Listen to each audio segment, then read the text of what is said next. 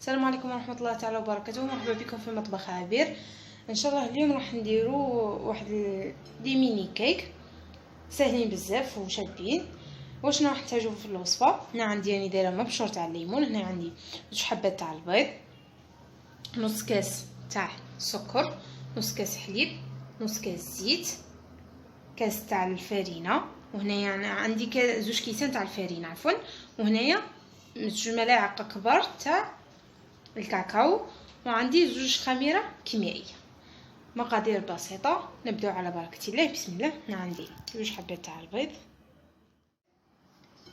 ودائما مع البيض نديرو قبل عفوا الفارينه لافاني. هنا دايره مبشور تاع الليمون لافاني،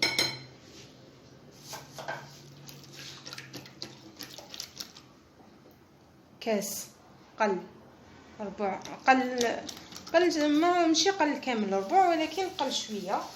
راكم شفتوا نواصلوا التخلاط.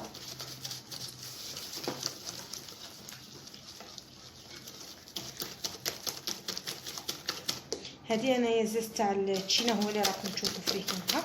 دروك نبداو نخلطوا ندخلوا كاع السكر هذا، نص كاس تاع الزيت نضيفوه، نواصلوا الخلط.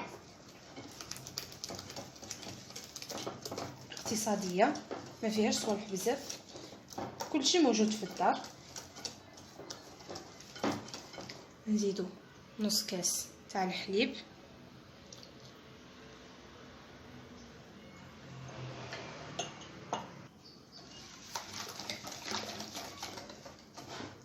نعاودكم المكونات على السريع. 2 حبات تاع البيض، لافاني ولا وزيت تاع التشينا، وزدنا معاهم نص كاس قل شويه تاع سكر، كاس قل شويه تاع السكر، وزدنا معاهم نص كاس حليب، نص كاس زيت. ودوك نزيدو انا الخليط هذا كما راكم تشوفوا فيه. هنا عندي اني مصفيه الكاس تاع الفارينه، غادي نزيد هو الاول كاس تاع الفارينه، راه مازال عندي الفارينه، كيسين تاع خميره الحلويات،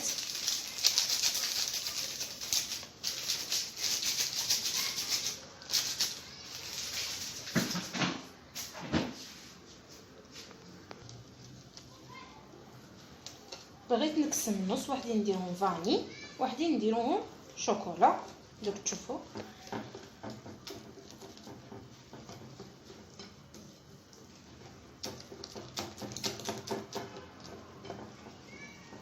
نزيدو الكاس